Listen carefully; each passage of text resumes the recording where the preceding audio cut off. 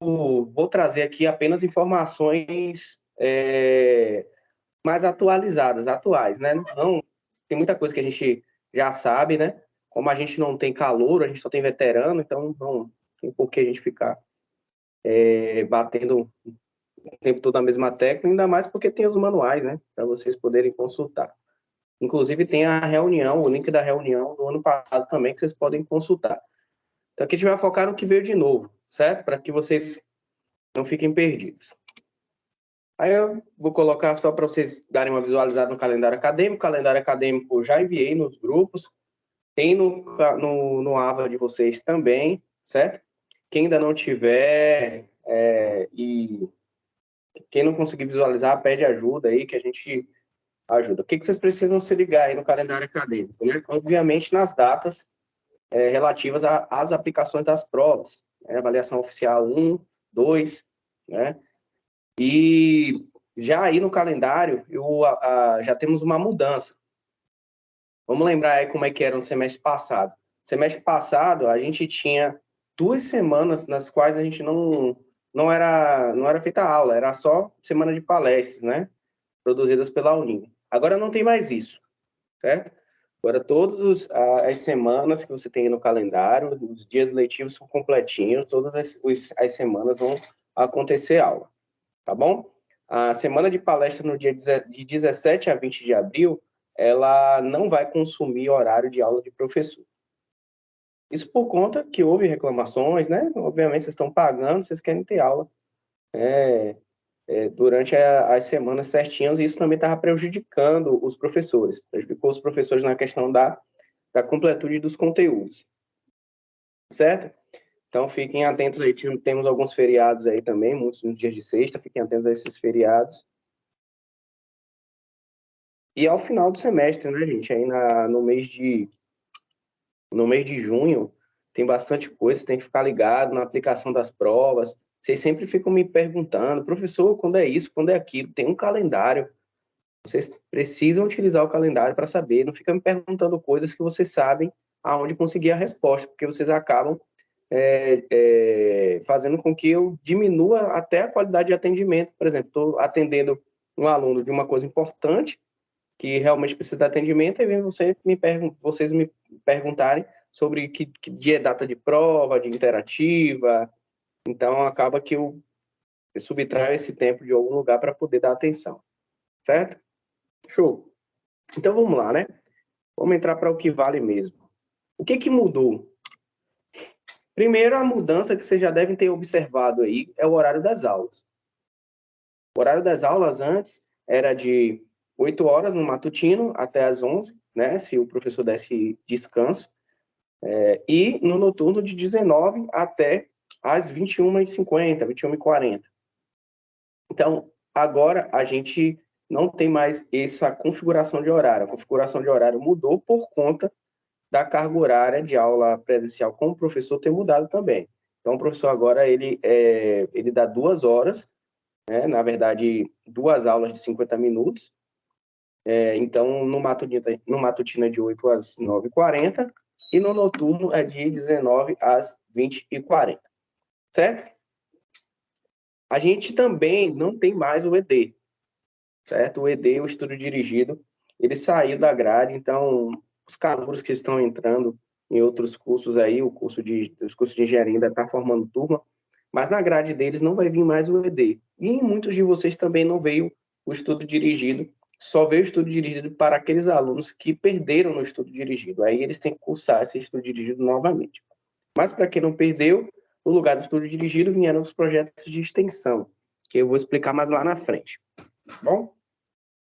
Também não temos mais a famigerada e vocês odiavam, né? A avaliação de proficiência, certo? A gente não tem mais. Então, não precisam mais se preocupar com isso. Vão ser utilizados outros artifícios, né, para poder avaliar o desempenho de vocês, o grau de assimilação dos conteúdos, mas não teremos mais avaliação de proficiência. O TCC agora vai ser no formato de artigo, também falaremos disso um pouquinho mais lá na frente, certo? Mas foi uma mudança excelente. Já foi empregado esse formato de artigo nos cursos de engenharia civil, se eu não me engano, no ano passado, e mecânica, se não me falha a memória. Isso vocês têm, já nesse semestre foi estendido para todos os outros cursos, certo? Para mim foi uma mudança excelente e no ano passado a gente já teve melhora significativa nos TCCs apresentados. E por último, a inserção dos projetos de extensão.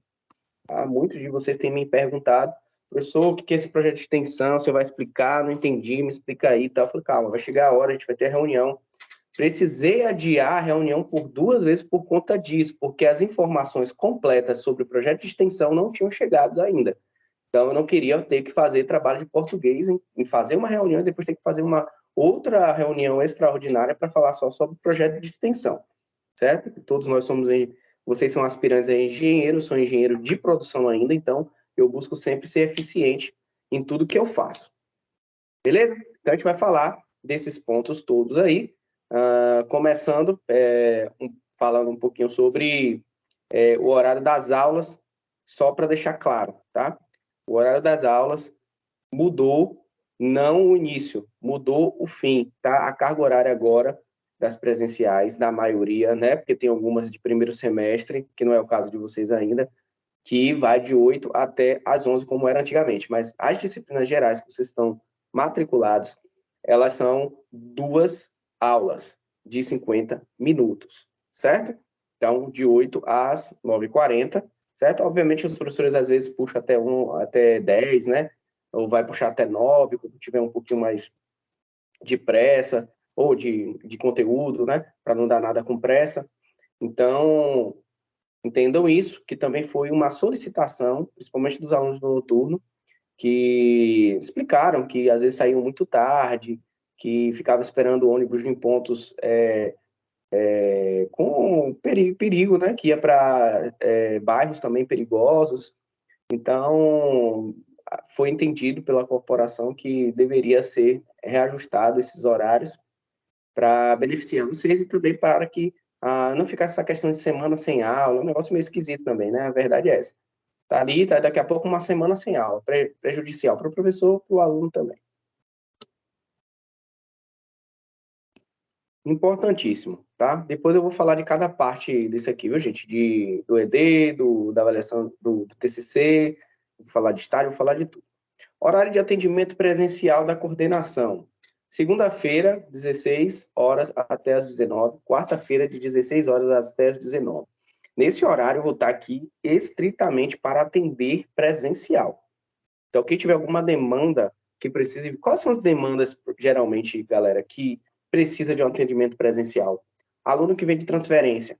O aluno vem de transferência, o cara não sabe nada, ele está perdido, ele precisa vir ser atendido presencial, certo? Aluno veterano que já tem mais de 5 anos na instituição, que já está fazendo o 27º semestre, e aí quer vir atender presencial para ajuste de grade, sendo que a gente já tem mais de 5 semestres fazendo ajuste de grade via e-mail, com toda a instrução, com planilha, com código, com tudo bonitinho, que é muito eficiente, efetivo. Vocês já me deram esse feedback, inclusive, vários alunos já ficam, pô, professor, por e-mail é bem eficiente. Você manda, se eu mandar direitinho, realmente você retorna com quadro de horário já dando bom semestre, então é bem interessante, certo? Então, vamos continuar com esse tipo de postura. Por que eu falo isso, gente? Porque eu preciso ter tempo, eu tenho uma carga horária na coordenação que não é só para atender vocês, eu preciso desenvolver a parte regulatória do curso. Há pouco tempo atrás agora, eu estava fazendo, ajustando, atualizando o PPC de engenharia de produção, que eu vou receber o MEC agora, certo? De 15 a 17. Outro tempo atrás, estava planejando a reunião com os docentes, tá? Já tinha planejado a reunião dessa com os discentes, planejando a reunião com os docentes. Então, são uma série de atividades da coordenação e eu preciso de tempo para desenvolver elas. Então, eu me organizo melhor vocês enviando demandas por e-mail. Qualquer demanda vocês podem enviar por e-mail. Demandas de dispensa de disciplina que não gerou ainda, manda por e-mail, que é muito bom você falar, ó, manda por e-mail, ó, essa e essas disciplinas não foram dispensadas ainda, meu nome completo é tal, eu só encaminho para o setor responsável, entendeu? Porque não sou eu que faço essas dispensas. Então, a gente já sabe mais ou menos quais são as necessidades, as principais demandas de vocês. Então, fica mais fácil da gente lidar, tá? Para a gente poder, por exemplo, ter tempo para fazer uma reunião para planejar uma semana legal de engenharia, certo? Para ter tempo para a gente poder sentar e fazer um planejamento de melhoria nos laboratórios. Então, a gente tem que pensar nessas coisas. Ah, desculpa, passei aqui sem querer, tá? Deixa eu voltar aqui. Então, horário de atendimento presencial, segunda e quarta-feira. Horário de atendimento via WhatsApp, segunda e quarta-feira também, mas tem um espaço maior. Por que tem um espaço maior? Porque vocês podem, professor, pela manhã eu estou trabalhando, mas à noite eu chego. Então, dentro de 10 até as 19, eu posso entrar em contato com você. Não posso, professor? Pode. E dentro desse espaço aí eu vou tentar, ao máximo, se você entrou comigo, em contato comigo na segunda-feira, no WhatsApp, o máximo para eu te responder é a quarta-feira, certo? Eu vou te responder. Se você me ligar e eu não conseguir te atender, o máximo que eu vou poder ter, se você falou na segunda-feira, para te retornar, é na quarta-feira, certo? Mas geralmente de 10 a 19 eu vou estar disponível para você me ligar, para você mandar uma mensagem de WhatsApp. Isso por quê? Porque tem demandas urgentes. Quais são as demandas urgentes? Várias. Ah, professor, consegui o estágio e estou precisando que você me oriente aqui. Eu não sei o que é carta de estágio, eu não sei como é que é, me ajuda aqui e tal. Você pode me ligar. Ah, professor, estou com uma pendência, eu sou formando e eu estou precisando aqui de atividade complementar, me ajude aí. Pronto, você pode mandar o WhatsApp ou pode me ligar. Coisas urgentes que você precisa, assim, num curto espaço de tempo, pode fazer uso do atendimento via WhatsApp ou e-mail, tá bom? Lembre-se, 90% das demandas de vocês podem ser resolvidas via e-mail e via WhatsApp. E o tempo médio para retorno via e-mail é de 48 horas. Lembre-se, tempo médio. Devido a um fluxo maior no início do semestre, às vezes eu não consigo responder. Eu respondi 36 e-mails na semana passada em 2 dias. Consegui, principalmente porque, parabéns, inclusive, para vocês, a maioria, aí, 90% dos e-mails que enviaram certinho. Mas tiveram e-mails que eu tive que retornar. Pô, você não mandou o nome completo. Pô, você não mandou o código da disciplina. Ó, essa disciplina ainda não veio. Eu falei para você esperar porque é oferta extra. Quando vier a oferta extra, eu insiro, entendeu?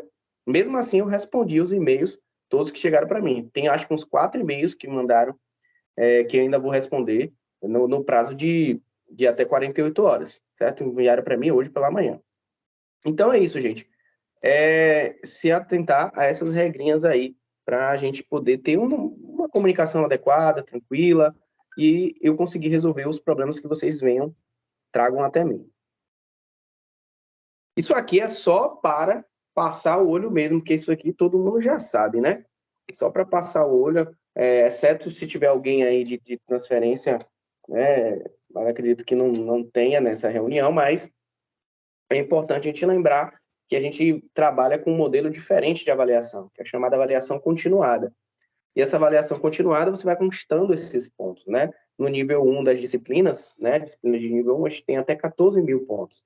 E no nível 2, a gente tem até 12 mil pontos. Vocês já estão ligados nisso daí, né? E a gente sabe que para as disciplinas AMI, HMI, AMP, HMP, DI, né? A gente tem aí critérios de aprovação, né? A gente tem um critério de aprovação da avaliação oficial e o critério de aprovação da pontuação total. Aí eu não estou considerando o critério de aprovação da frequência, né? Estou falando mais da questão dos pontos, mas vocês também já sabem, estão careca de saber, precisa ter 75% de frequência nas disciplinas, né? Então, já sabemos dessa questão de critério de aprovação. No final, se alguém ainda assim tiver dificuldade, a gente volta e fala sobre essa questão de critério de aprovação. Ah, professor, eu não entendi até hoje como é o critério de aprovação. Eu passo lá, mas eu não sei, eu perco, vou para o exame final e aceito, não procurei saber. A hora é agora. Tá? Então, já sabe como é a conversão. A conversão dos pontos é de 0 a 10. Você tem 14 mil pontos. Se você fez 10 mil pontos, você vai ficar com 10 lá no seu boletim. Se você fez 11 mil pontos na disciplina, você vai ficar com 10 no boletim, porque não tem como você ficar com 11, né? Então, a conversão é simples. Ela vai virar uma regra de 3 até 10 mil, e depois de 10 mil vai ser sempre o valor de 10. Beleza? Tá um exemplo aí, ó. Você atingiu, você está ali, avaliações oficiais, 3.700, pontuação total, 8.500, média final, 8,5. Quando você atingiu o critério mínimo de aprovação das oficiais e atingiu também acima da pontuação total. 8.500 pontos você passa, porque você está com 3.700 nas avaliações oficiais, né? Tanto para a disciplina de nível 1 quanto para a disciplina de nível 2. Deixa eu botar aqui. Aqui, desculpa, tá, gente? Nesse slide aí. Aqui eu estou mostrando quando que você é reprovado e quando que você não é reprovado, tá? Quando o aluno não... Não está aparecendo aqui, não, o slide, caso você esteja passando. Não sei se para os outros está, mas para mim não está, não. Aqui tá normal. Aqui tá de boa, velho. Aqui tá tranquilo. Pra mim também tá normal. Também. Beleza. Eu estou no slide, gente. Qual será a média do histórico escolar? Vocês estão nesse slide? Ok. Sim. É isso aí Ô, mesmo. Renato, tenta sair e voltar para a chamada aí, talvez volte. Vai ter que mudar o modo de exibição para acompanhar o slide. Exato. Então, gente, quando que você é aprovado ou quando você é reprovado, né? Tem várias possibilidades, né? Mas uma dessas, aprovado. Atingiu o critério mínimo de aprovação na avaliação oficial, que é 2.500 para as disciplinas nível 2 e 1.500 para as disciplinas nível 1. Nesse caso aí, 3.700, você superou. Então, você está aprovado no critério das avaliações oficiais. Na pontuação total, se for com 8.500, está aprovado também, certo? Nessa pontuação total. Quanto que vai ficar a sua média final no seu boletim? 8,5, certo? No segundo caso aí embaixo, avaliações oficiais, tirou 700. E a sua pontuação total foi 12.000. Isso é um caso clássico. Ontem um aluno veio até mim e queria que eu explicasse para ele, pô, professor, mas eu fiz tudo no portal, fiquei com uma nota boa lá no portal, passei no critério, mas nas avaliações oficiais ele não fez nada. Aí foi para a final, e na final tirou 1.000.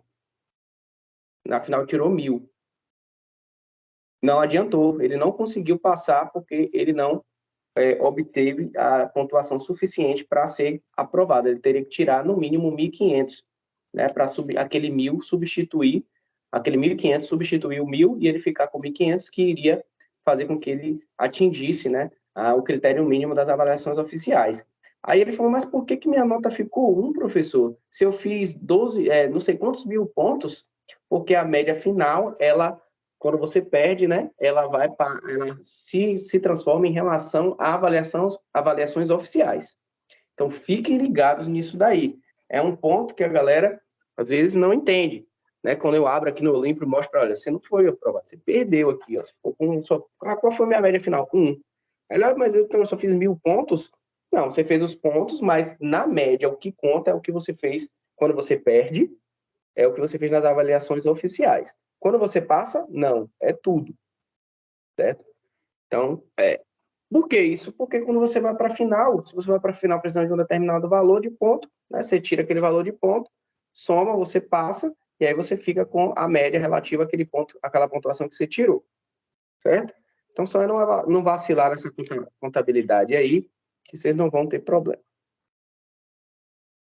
Tudo isso que eu estou falando, gente, aqui tem no manual do aluno, que vocês conseguem acessar no AVA de vocês.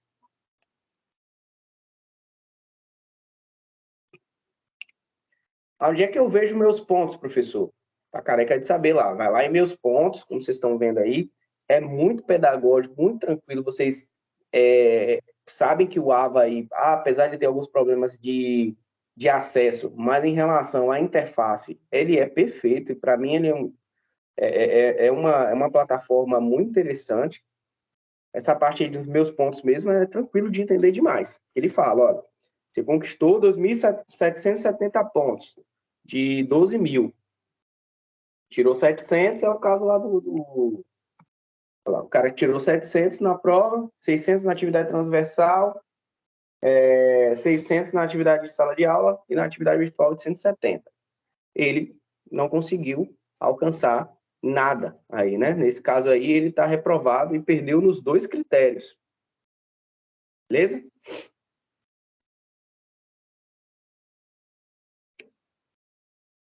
Quais são as atividades que valem pontos, né? Desses 14.000 e 12.000, vocês conseguem como essa pontuação? Avaliações oficiais, primeiro e segundo bimestre, né? Avaliações formativas, primeiro e segundo bimestre, ou, se for uma disciplina interativa, a discursiva. Atividades virtuais, atividades que vocês fazem lá no portal, né? Que vocês vão acumulando pontos a cada sessão. E a pontuação da transversal. Tá? Que aqui, nessa transversal onde está em amarelo, aí tivemos mudanças. Aí a gente vai falar daqui a pouquinho.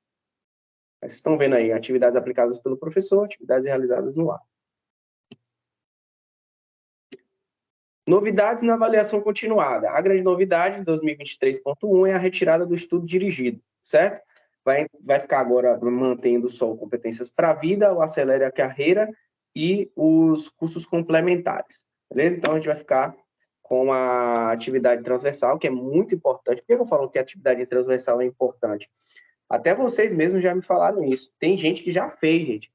Teve um aluno meu que passou agora aqui mais cedo, que falou, acho que foi o Ivan, que falou, olha, eu já fiz já o competências para a vida, certo? Até identificou um problema, né, que eu vou ver se confere mesmo e entender o porquê. E ele já fez. Por quê? Porque é 2.000 pontos fácil. Então, você tem que garantir logo a nota dessa pontuação transversal o mais rápido que você puder, porque você pode fazer logo no início, nas primeiras semanas, certo? Então, hoje a gente tem de atividade transversal os cursos complementares, 300 por curso, competências para a vida, 2.000 pontos, e o acelere sua carreira, 1.500 pontos. Beleza? Então, se adiantem, façam o mais rápido possível as atividades transversal para garantir essa pontuação, certo? Pessoal, até aqui, alguma dúvida dos assuntos? Quando tiver alguma dúvida em relação ao que eu estou falando, porque daqui a pouco eu sei que vai gerar dúvida, que a gente vai chegar em TCC, estágio, projeto de extensão e disciplinas interativas também. Então, até aqui alguma dúvida? Ou posso seguir? Do que a gente Pode seguir, tranquilo. Pode seguir aí, tá bem de boa, pô. Chegar no TCC vai ter muita pergunta, relaxa. Pronto, show de bola. Vamos lá.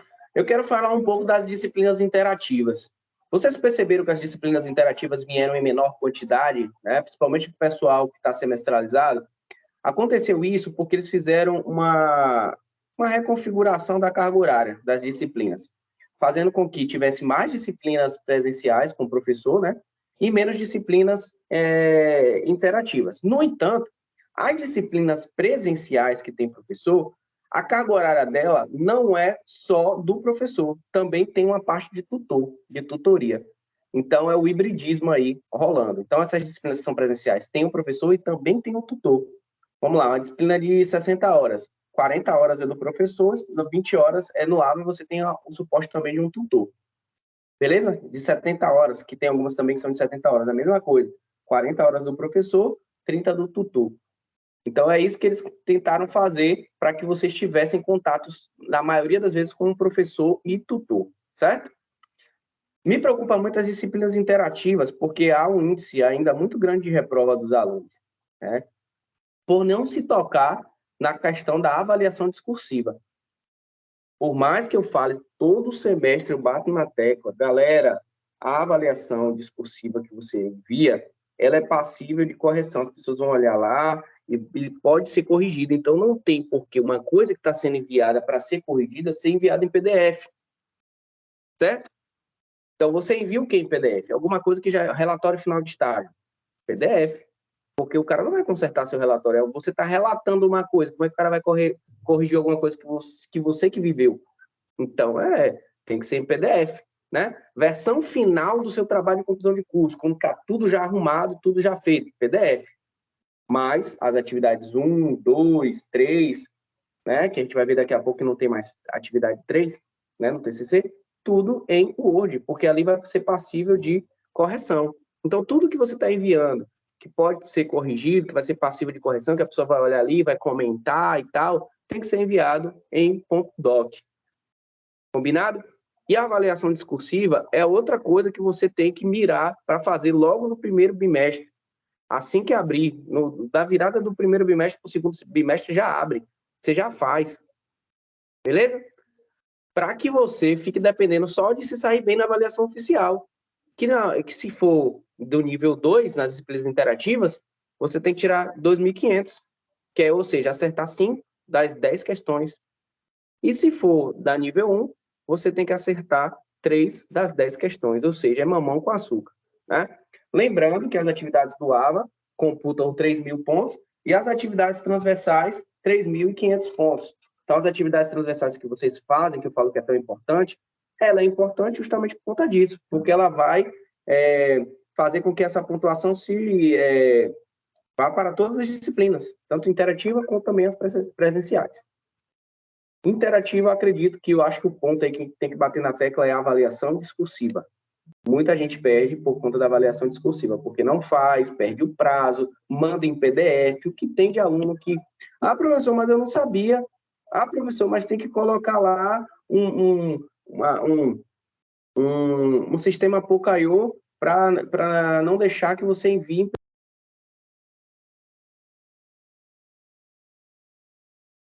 Ficou mudo, Matheus, professor. você tá mutado, viu, Matheus? Ah, mudou quando? É quando você começar a falar aí do Word. Tem que enviar em Word. Exato. Tem que enviar em Word. Então, quanto mais cedo vocês enviarem, ainda você consegue ter uma recorreção e enviar novamente. Então, você tem chance de modificar o que você fez e ganhar uma nota maior. Tá bom? Então, avaliação interativa, disciplinas interativas, por favor, não vacilem, tá? A prova é institucional e acontece online, e vocês têm que fazer num ambiente calmo, obedecendo aquelas instruções que eu sempre mando, né? De não sair e voltar após 3 horas, porque vai ter fechado, entendeu? Tem todas aquelas instruções que eu já enviei para vocês. Para ficar 100%, só é ler o manual. Trabalho e conclusão de curso. Aí tivemos uma mudança significativa. Trabalho e conclusão de curso, ele ainda vai ser 1 e 2, só que mudou um pouco a configuração, eu vou explicar para vocês, certo? Lembro mais uma vez, como vocês estão vendo aí na tela, que quando vocês entram no AVA, no trabalho de conclusão de curso, vocês têm cronograma, o que é o cronograma? As datas que vocês precisam se atentar. Então, não precisa ficar me perguntando. Obviamente que eu vou criar um grupo e vou ficar enviando para que eu tenha minha consciência limpa de que eu informei. Mas o aluno que é dedicado, ele vai saber, vai entrar no cronograma, vai ler o manual, né? Ler o manual do TCC para saber como é que faz, o que é cada atividade, certo? E tem um plano de ensino também, caso vocês queiram acessar alguma bibliografia. E aí a gente tem a divisão aí, né, das atividades. Professor, o que mudou? Mudou que agora vocês têm atividade 1 e 2 só no TCC 1, e no TCC 2 você tem a atividade 1, 2 e 3, que já é a defesa, né? E aí vocês perguntam, professor, agora não é mais uma monografia, é um artigo, por que mudaram? Ah, professor, não gostei e tal. Não tem como não gostar, pô, porque o artigo, ele é mais enxuto, ele não precisa daquela porrada de coisa que tira a monografia, e fazer lista de figuras, lista de não sei o que mais lá, lista disso, lista daquilo, agradecimento, não sei o que mais lá, uma porrada de coisa, não precisa, vocês vão ver, aconselho demais, principalmente quem está no TCC2, a ler o manual. TCC2 reprova, quando chega na banca, se não tiver preparado, não tiver tudo certinho, reprova. TCC1 é mais tranquilo, mas mesmo assim tem que seguir à risca as instruções, certo? De uma forma geral, TCC1, a atividade 1, você vai apresentar a mesma coisa, problema de pesquisa, tema, objetivo geral e específico, no mínimo 1, né? Justificativa e metodologia utilizada, que impreterivelmente deverá ser uma revisão de literatura, certo? Na atividade 2, você vê que na atividade 1 vai até metodologia. Na atividade 2, você vai apresentar tudo isso que você apresentou na atividade 1, com as correções feitas pela tutoria, com o acréscimo da fundamentação do cronograma de atividades e referências utilizadas seguindo o tema proposto. Certo? Aí, você vai para o TCC2. No TCC2, mesma coisa. Você vai fazer, pegar o TCC1, que se você seguir no mesmo tema, vai pegar o TCC1 e vai pegar o que você já tem e inserir todas essas partes. O que está no TCC1, você vai inserir nessa atividade 1, obviamente, fazendo as correções, né? Que você vai botar num prazo, ele vai corrigir, vai te mandar fazer novamente. certo? Qual é a diferença? Na parte 2 do TCC2, aparece a necessidade de você colocar os resultados e as considerações finais, né? Como aqui você vai estar fazendo uma revisão da literatura, não tem resultados, né? Vai ser a própria conceituação que você fez do tema, certo? E aí, na atividade 3, a defesa. Aí, na defesa, gente, eu envio sempre uma porrada de orientações, porque o meu intuito é que vocês fiquem o máximo possível munidos de informações para que vocês se deem bem no TCC2. Até uma coisa que eu quero, que eu gosto, eu desejo assistir lá uma banca e ver, pô, velho, como ele se desenvolveu, como ele melhorou, e saber que as dicas que eu dei, né, foram imprescindíveis, tá? Principalmente em relação à construção da apresentação e também questões que vocês têm que se aprofundar no assunto e tal, para diminuir o nervosismo e tudo mais, certo? Como é a pontuação? TCC 1, atividade 1 vale 4.000, atividade 2 vale 6.000, totalizando 10.000. TCC 2, atividade 1 vale 2.000 e atividade 2 vale 4.000. A atividade 3 de defesa, 4.000 também, totalizando 10.000. Atenção! Quando que você não vai conseguir defender, certo? Você não consegue defender através de duas formas. Quando você não obtém a pontuação mínima, qual é a pontuação mínima, professor? Pô, se para aprovar é 7, né? Qual seria a pontuação mínima para você ir para a banca? 3.000 pontos. Ou seja, juntando a atividade 1 e a atividade 2, você teria que somar 3.000 pontos para que na atividade 3 de defesa você fosse por tudo ou nada, né? E conseguisse 4.000, formando 7.000, certo? Então, se você ficou lá na atividade 1 com 1.000 e na atividade 2 com 1.000 também, você nem vai para a banca. Você já está reprovado no TCC direto. Segunda forma de reprovar no TCC2, se você não postar a versão final do TCC2 em PDF. Se você não postar a versão final no TCC2 em PDF, eu não consigo atribuir sua nota, certo? E não consigo enviar o PDF que você mandou, da sua versão final, para os integrantes da banca. Então, não vai ter análise do seu TCC, não vai ter como colocar nota, você perde também. Então, tem que inserir em tempo hábil a versão final do seu TCC lá para apreciação da banca e para que eu lance a nota de vocês. Beleza? TCC. Professor, eu não sei o que escrever, não sei quais são os temas. Você vai abrir o manual do trabalho de conclusão de curso e lá na parte final vai estar lá macrotemas por engenharia. Vai ter lá engenharia civil, vai ter os macrotemas de engenharia civil, sistemas estruturais, instalações hidrossanitárias, tem os 3 macrotemas, certo? Engenharia mecânica, mesma coisa, vai ter lá sistemas hidráulicos pneumáticos, vai ter uma porrada de macrotemas. Uma porrada de macrotemas que fala assim de todas as engenharias, certo? Dentro desses macrotemas, você vai escolher um tema, certo? E aí você vai seguir naquele tema. Quando você escolhe o tema, no TCC1, ele já está validado para o TCC2. Beleza? Então, estou falando para a galera que vai pegar TCC2. Quando você vai escolher o tema do TCC1, aí vale você ir lá no manual e dar uma olhada quais são os macrotemas para você não escolher um tema que está fora do escopo da sua engenharia. Beleza? Pronto, aí aqui eu vou parar um pouco. Alguma dúvida de trabalho de conclusão de curso que eu possa esclarecer? Eu tenho uma dúvida, Matheus. A gente poderia ter a opção de escolher um professor para poder auxiliar no desenvolvimento do tema? Vai ter essa fase durante ou vai ser 100% eu e meus divertidamente aqui? Vamos lá. Boa pergunta. O tutor, ele vai auxiliar na parte, vamos dizer assim, técnica, né, na construção do seu TCC. Nada impede de você buscar um co-orientador, né? Vários alunos chegam para mim, eu acabo ajudando. Não é obrigação do professor, entende? Mas os professores se colocam demais à disposição. Só é você, está fazendo um trabalho na área de estruturas, tá? Desenvolver quais são os principais tipos de estruturas para determinados tipos de... Qual o tipo de estrutura para construção de prédio que você tem que fazer? Você vai lá. Quais são os principais tipos de... Aí na área de mecânica, quais são os principais tipos de materiais metálicos utilizados nas estruturas e sustentação? Pronto. Você pode buscar contato comigo, pode buscar contato com outros professores. Qualquer professor você pode buscar contato. Aí, se você quiser, eu posso intermediar. Você pode tirar o professor, escolher esse tema. Quem você acha que é o professor que pode me ajudar, eu posso intermediar. Falar, o professor pode te dar, pode marcar um diazinho com o professor e ele te dá essa ajuda.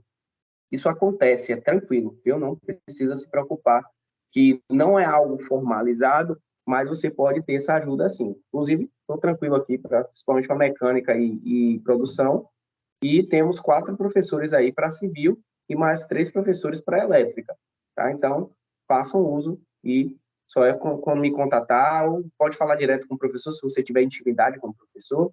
Se não tiver, fala com o coordenador ajeita para vocês. Beleza? Beleza. Outra dúvida é em relação a plágio, essas paradas. Tem alguma documentação que eu posso ler para me atentar? Tem. Mostrei aqui, eu vou voltar aqui, ó. Tá vendo aqui? Nessa tela, na parte ali de cima, tem cronograma, manual e tem manual anti-plágio, certo? No manual anti-plágio vai estar te dizendo como você faz para não plagiar. Esse é um manual extremamente importante, porque ele vai te ensinar a fazer a citação, de forma que você não cometa plágio. Beleza, valeu, Matheus. E aí, vou seguir. Estágio curricular obrigatório. Aqui eu acho até que a gente vai demorar um pouquinho mais, porque tem bastante coisa para informar. O estágio curricular obrigatório, já começa dizendo assim, é diferente do estágio extracurricular. Muitos de vocês falam, professor, eu vim aqui para eliminar a disciplina estágio. Como assim eliminar a disciplina estágio? Pô, você tá barril mesmo. O dono da Unime vai eliminar a disciplina estágio, ninguém vai...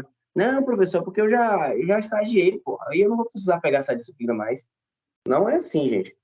O estágio, mesmo que você venha de transferência, mesmo que você venha de outro curso, você sempre vai ter que fazer estágio, porque cada curso é um estágio. Então, estágio curricular obrigatório, você precisa colocar ele na sua grade, de preferência, obviamente, quando você já estiver estagiando. Ah, estou estagiando, pronto, estágio curricular obrigatório na minha grade. É 200 horas, professor. Ou é óbvio, porque cada semestre você vai ter, cada curso, cada matriz curricular, você vai ter um semestre específico para o estágio curricular obrigatório. Geralmente é o 8º ou o 9º. Varia de engenharia para engenharia, certo? Então, pegou o estágio curricular obrigatório, está na sua grade, já se liga na questão da carga horária dele. Por 2 motivos, porque às vezes você coloca lá, acha que nem viu o valor lá e fica alto, e depois, porque eu tinha botado estágio curricular, e aí eu não sabia, não consegui estágio, e aí o que eu faço? Aí já é um problema que é estritamente seu de não ter se informado, certo? Então é interessante você buscar ler mais uma vez o manual do estágio, tudo tem manual, tudo tem documento que orienta você além do que eu estou fazendo, certo? Então, o estágio curricular obrigatório, estando na grade de vocês, eu sempre faço um grupo, certo? Lá eu coloco toda a documentação que já está no AVA, mais as informações da Unime necessárias para você preencher, tá? Os documentos. Coloco a declaração para empregados, para o caso de ter algum aluno que já trabalha na área como CLT, né? Que é seletista. E aí ele vai, apenas na atividade 1, colocar uma declaração, nas outras 2 atividades vai seguir o mesmo documento que está lá, né? Ficha de avaliação e relatório final, certo? E estágio, gente, é interessante demais. Eu estou até feliz pra caramba, porque 95% dos alunos de civil estão estagiando. Temos uma dificuldade muito grande para engenharia mecânica, elétrica é mais ou menos, mas também temos uma certa dificuldade. Mas civil está de vento e popa, está sobrando oportunidade de estágio. Eu nunca vi isso, né? Está sobrando oportunidade mesmo. Matheus? Então, oi. Então são dois documentos diferentes, né? Tipo, para quem está estagiando e para quem é CLT, são dois documentos diferentes, é isso que eu entendi? Exatamente, mas só da atividade 1. Perceba que você tem 3 atividades que estão sendo mostradas aí, ó. Documentação são 3, ó. Termo de compromisso e plano de atividades, ficha de acompanhamento e avaliação do supervisor de campo e o relatório final, certo?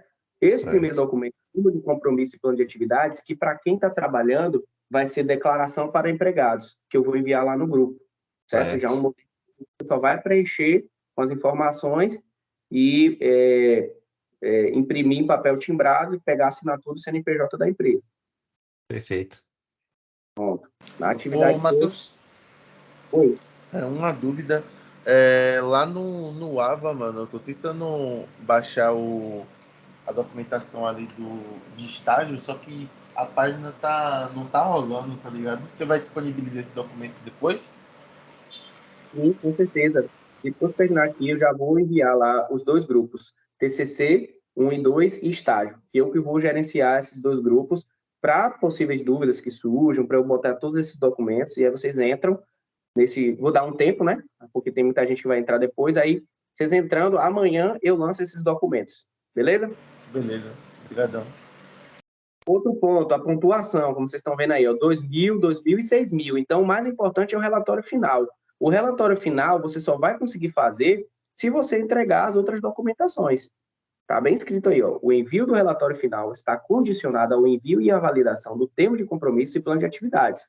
Enquanto o aluno não tiver o seu termo de compromisso e plano de atividades validado, o campo de envio do AVA não estará liberado para o relatório final. Beleza? Então, quanto antes você entregar o termo de compromisso e plano de atividades lá no AVA, bonitinho, entregou certinho é sempre 2.000, né? O que varia de nota é o relatório final, pode ser mais ou menos, mas se entregar ficha e termo, tudo bonitinho e tal, não tem como ser menos de 2.000, a não ser que na ficha de acompanhamento e avaliação do seu supervisor, o seu supervisor te sacanear, botar lá que você foi ruim e tal, que nunca mais quer ver a sua cara, que se dependesse dele você nunca tinha... Aí ele bota lá que sua pontuação vai cair, é isso. O tutor olhar, ele vai olhar e vai ver e vai cair. Certo? Mas não é o caso de vocês, se vocês são todos bons alunos aí. Somente serão corrigidos e terão nota atribuída os relatórios postados no formato .docs ou .docx editados. Relatórios postados em formato ou extensão serão invalidados. Por quê? Nesse caso aí, teve essa mudança. O relatório final, ele pode passar por algum tipo de ajuste, caso você envie com a parte de fundamentação ou com a parte de referência, alguma parte técnica de relatório técnico esteja errado. Por isso é bom você ler o manual. Então, para que não haja confusão, tá? Envia no formato .doc ou .docx, certo? Igual a atividade discursiva lá, certo? Que nesse momento, agora, a gente está aplicando o relatório técnico. Então, o relatório técnico, ele prescinde de análise, de avaliação, para ver se você fez realmente de acordo com o relatório técnico. E aqui, outra coisa de estágio, viu, gente? Essa parte é uma parte que eu deixei para o final, mas eu lembrei. Todo mundo que está fazendo estágio extracurricular, que está estagiando, certo? Já tem um termo. Não tem um termo? Para você fazer o estágio extracurricular, você já não tem um termo? Tem. Você precisa desse termo de compromisso do estágio extracurricular. O que está acontecendo? As empresas não estão querendo assinar o termo da faculdade relativo ao estágio curricular obrigatório.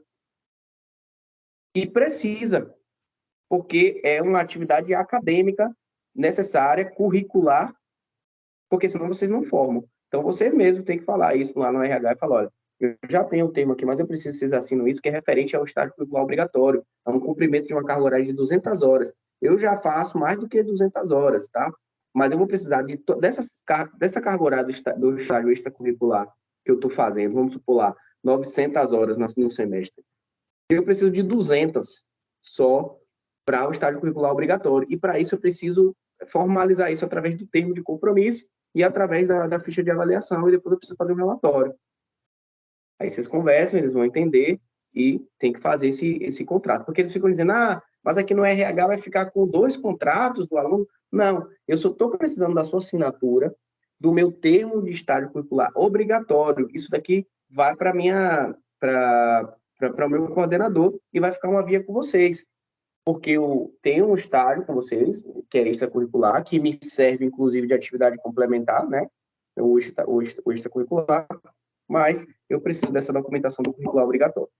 Beleza? Vocês entenderam, gente? Porque pode ser que vocês passem por esse tipo de situação. Vamos seguir. Projeto de extensão. Eu tenho uma dúvida, Matheus. Tem como você voltar um slide, por favor? Pode sim, fala aí.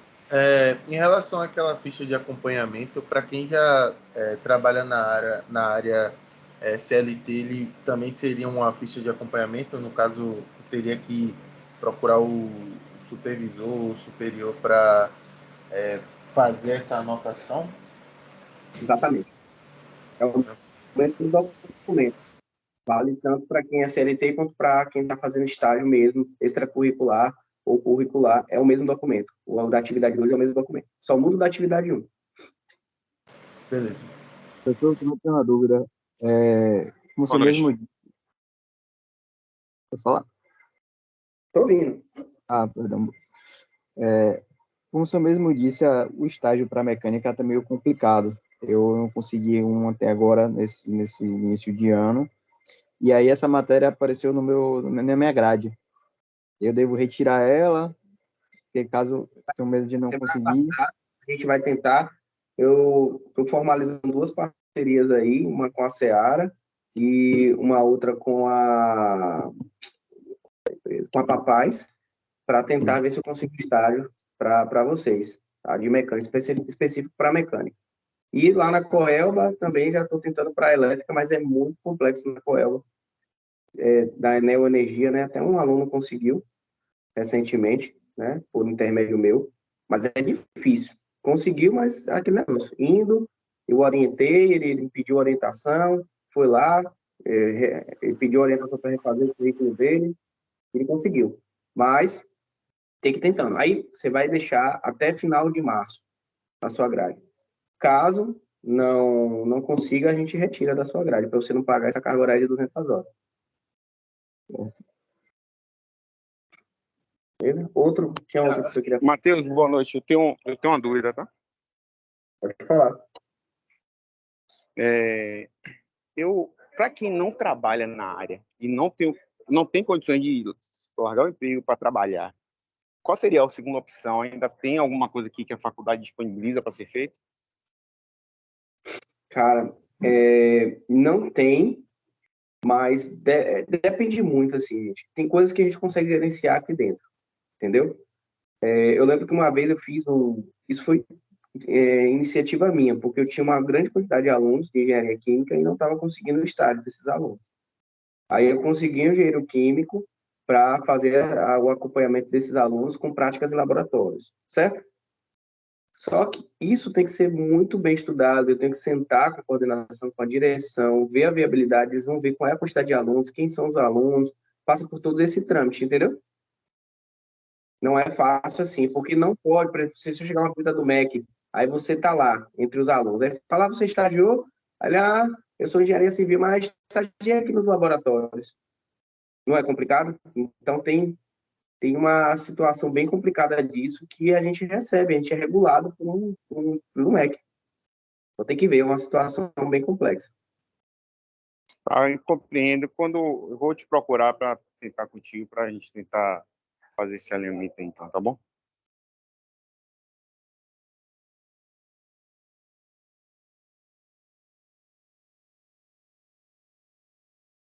Foi minha internet que caiu.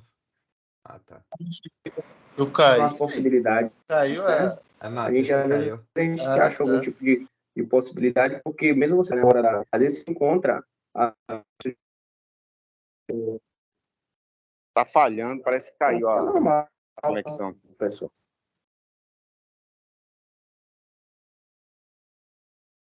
Matheus, mano, você caiu aí, viu?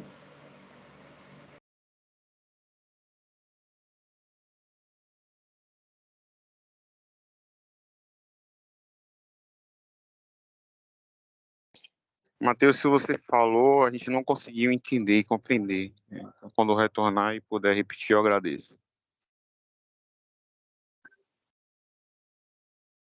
Tá melhor aí agora? Tô me ouvindo?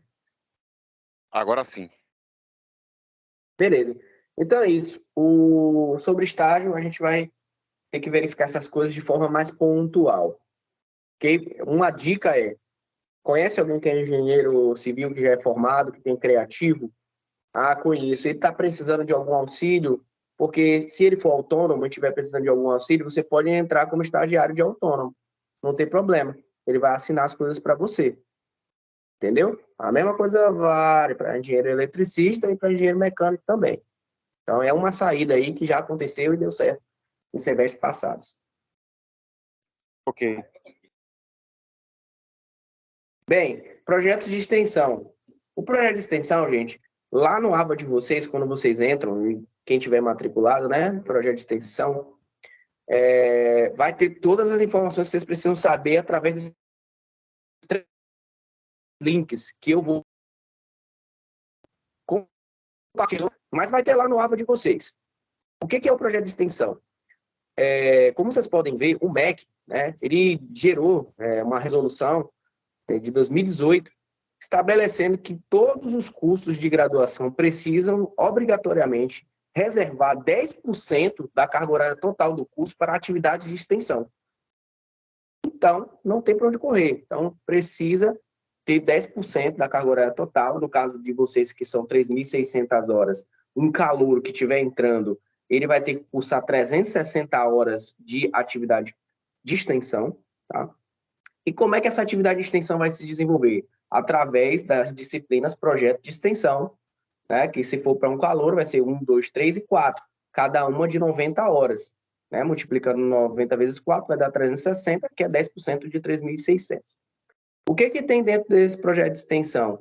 Bem, esse projeto de extensão, quando vocês lerem lá, entenderem direitinho, vocês vão ver que é você desenvolver uma atividade, principalmente de cunho social, de responsabilidade ambiental. E aqui na engenharia eu já consegui uma parceria para a gente poder viabilizar isso. Mas nada impede que você mesmo busque algum lugar para desenvolver as suas atividades de extensão, certo?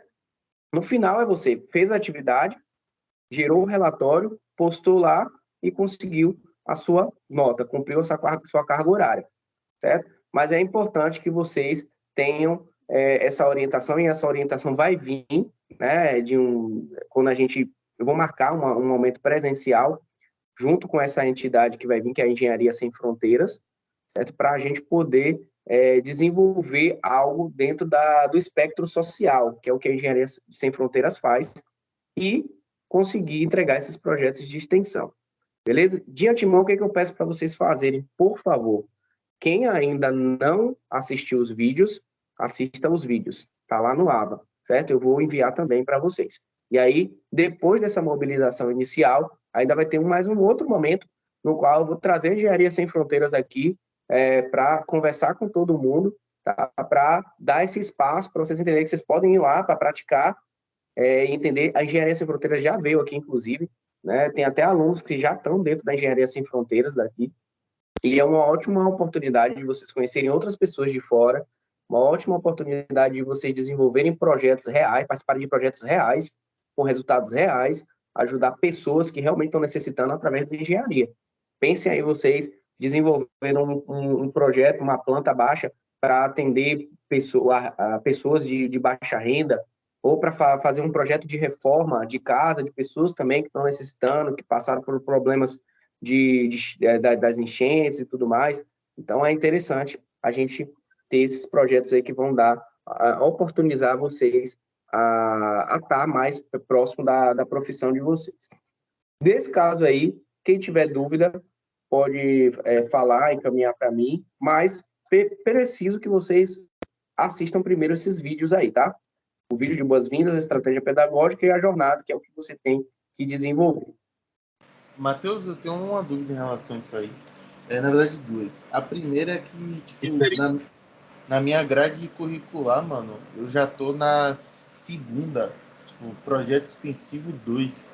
A aula era para ser, tipo, assim, eu tô no 7º semestre. Era para ser o projeto extensivo 2 ou o primeiro? Ou 1, tá ligado? É para ser o primeiro. Se ficar no 7º, você vai pegar projeto de extensão 1 e projeto de extensão 2, provavelmente. Aí você fala comigo para eu ver depois, entendeu? Provavelmente vai ter que trocar um pelo 2. De boa, no meu tá o 2. E a outra dúvida era, tipo, em relação a construir esse projeto e tal. Para quem já trampa, como é que funcionaria, mano? Porque, tipo, 7º semestre, 8º é bem complexo, já tem TCC, já tem trampo, tem toda essa questão dessa carga horária.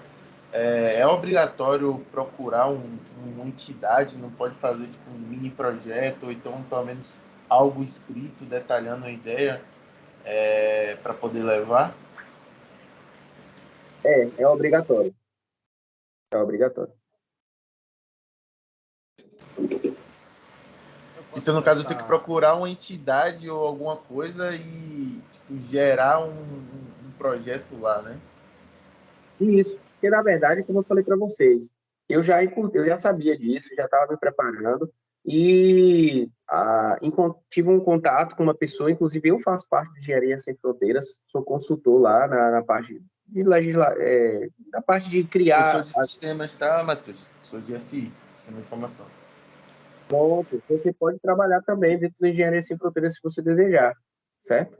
Não tem problema nenhum. Porque lá é para quem quiser desenvolver novas tecnologias, o que você puder para ajudar o próximo, entendeu? Em sistemas de informação também vão ter outras entidades, como eu já falei para vocês, que vocês podem estar trabalhando e em algum momento vai ser ofertado para vocês uma lista, né? Ó, tem SSS, o código, entendeu? Mas eu estou dando o exemplo de a Engenharia Sem Fronteiras, que é o que está mais perto da gente, para desenvolver o Matheus, projeto. tipo, se eu conhecer, Matheus, um startup ou alguma coisa assim que envolve algum projeto social e eu fizer algum tipo de ajuda a eles, também contaria? Conta, é uma instituição Massa, privada. massa, beleza então. Professor Matheus, Oi, quem está no último semestre, últimas matérias aí no meu caso, apareceu o projeto de extensão 1. É esse mesmo 1 que tem que fazer, né? O primeiro? não tem, exatamente. Tranquilo, valeu. A minha matéria também tá para extensão 2, eu sou do curso de SI, estou no 7º semestre. Eu acho que vai ter que alterar. Eu vou te chamar lá, Matheus, para você alterar isso. Eu não sei se eu posso alterar, né? Eu vou tentar aqui, mas Não, se eu não, não conseguir, eu te chamo.